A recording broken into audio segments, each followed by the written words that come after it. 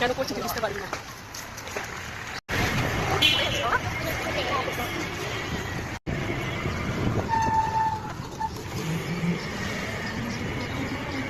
এই তোরা সব কটা বলবি কে মারে না মারে, এদিকে আসো বলবি তো কে মারে।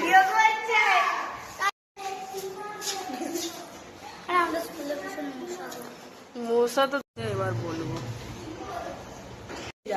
আমার শ্বশুর গিয়ে বলছে তুমি গিয়ে বলে আসো ওকে কেন বারবার মারে। আমি ঠিক আছে আমি যাচ্ছি আছি, ওই জন্য সব কাজ সেরে এসছি, কেন কাজ থাকে ওই জন্য আসতে পারি না।